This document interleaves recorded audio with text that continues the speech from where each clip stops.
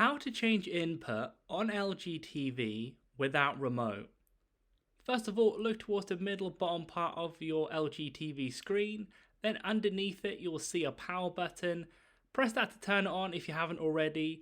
Once it's on, you'll want to go ahead and press that to give you this menu. There you will see you want to press to move it until you get to the input section.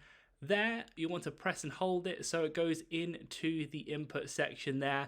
Then once you're in the input section like I am here, go ahead and press it to go through all the different HDMIs that are there, the sources that you have. You can see it in the top left there, HDMI 2.